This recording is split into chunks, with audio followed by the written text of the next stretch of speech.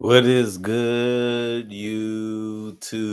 Quinn Wade coming to y'all with that instant analysis on the decision that Kevin Wayne Durant and the Houston Rockets ended up agreeing upon, which is giving him a 2-year extension.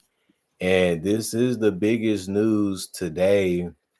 And it comes as no surprise because we knew that when they traded for him, they wanted to get a deal reached. We knew that Kevin Durant didn't really want a long-term one right away. That's what took it so long because they didn't really want to pay a lot of money for Kevin Durant because he is older. And on top of that, they felt like they paid a lot of their stars already on their roster with giving them contract extensions. And they just hope that Kevin Durant and them can agree on a lesser deal while still being a respectable contract for them. And this is basically as good as it gets. That's why they was able to reach an agreement.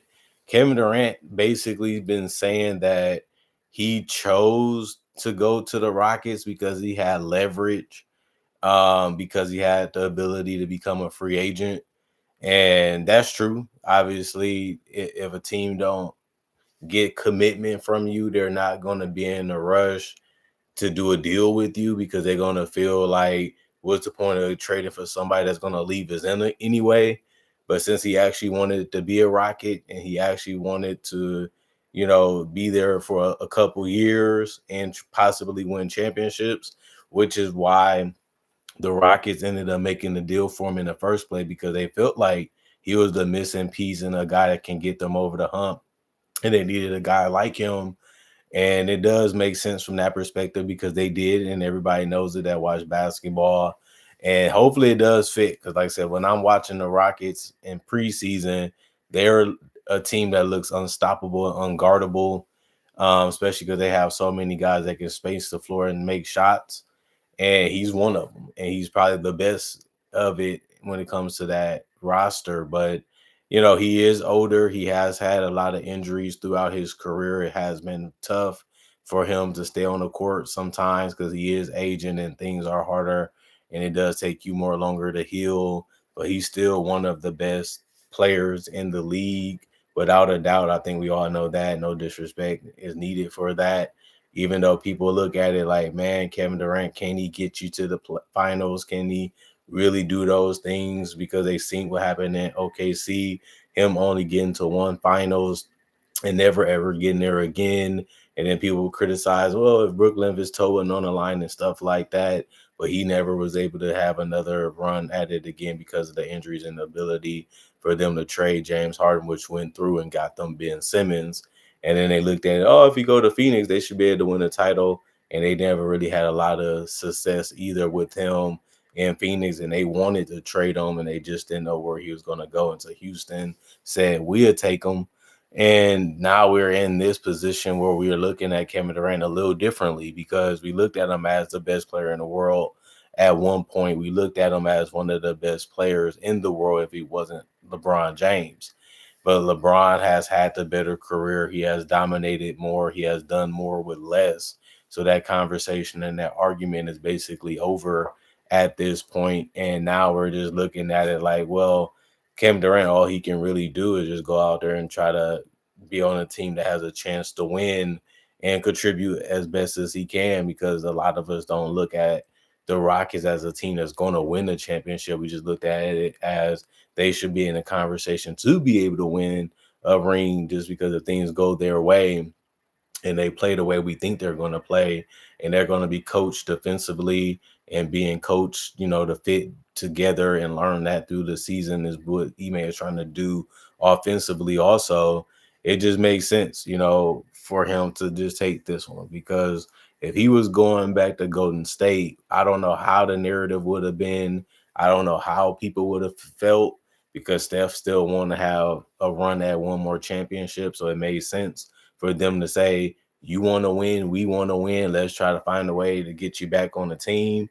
But Kevin Durant said, no, I don't want to go to that team. If I had a choice, if I really had a chance to take the power in my own hand, I'd rather go to the Rockets. And we all know that the Rockets didn't really give up that much for a 25 to 30 point scorer each night. And that's why this has been one of the strongest moves in the Western Conference. But Kevin Durant, he still got his plate full. He's still going to get paid. He's still going to have a chance to win. It's just, can he still have that fire in his belly to be able to say, I really want to be able to go out there and dominate to the best of my ability to give my team the best chance of winning. We just haven't seen him carry basically as much basically since Brooklyn, because he did do a good job against the Bucks. It just wasn't enough. The better team won because of the injuries that the Nets was able to sustain in that run. And James Harden said it himself, he was never really fully 100%. That's unfortunate, but it's part of the game and how it can go sometimes. And you know, we just hope that Kevin Durant just looked at this chance as another opportunity for him to build upon his legacy before it's over. And as a person that like Kevin Durant as a player, it would be fun to see him battle the Denvers and the OKCs and go out there and play like he's still one of the top 10 players in the world. I think that that's going to be needed, and I think that that's something that we want to see him do. Even his doubters probably don't even think he can do it, and it'll just be good to see what he's going to be and what he's going to do as a player. But other than that, AJ Green, this is a little late, but AJ Green decided to sign a 4-year deal with the Milwaukee Bucks for $45 million. He's a shooter, so he still was able to give you 7 points, 2 rebounds, and 1 assist in 22 minutes while shooting 42% from three. That's above average. Obviously, you want those type of players around Giannis, and I think that that's what they looked at prioritizing when you look at the construction of the Milwaukee Bucks and their roster. They wanted guys that can handle the ball a little bit, make a pass, or just make a three and help in transition when Giannis doesn't have the ball. And AJ Green basically fits, what they're trying to do. That's why they got him in a draft. That's why they like what he could be. And he has turned out to be a player that they actually basically need at this point. And the contract is tradable, so he can always be added in the deal, or he can always be moved to a different team because he's not getting paid that much money. And he still is a guy that understands his game and understands his role and ain't really trying to be nothing more than that.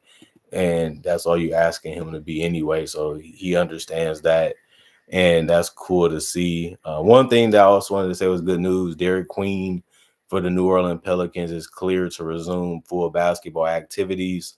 So that's going to be good to see him play again, because he wasn't that bad offensively in summer league, and he also was killing it on the boards.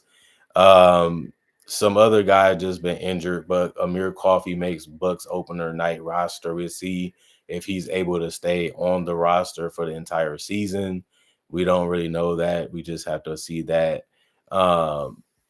Which is going to be interesting to see what they actually do as the season go on. Timberwolves did exercise the option in 2026 through 2027 for Rob Dillingham and Terrence Shannon Jr. That's not really a surprise because they have been productive players and they have shown some things in preseason.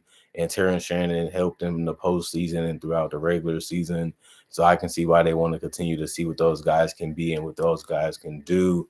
You can say the same thing about Jordan Hawkins and Yves. They show that they can be quality role players for the Pelicans.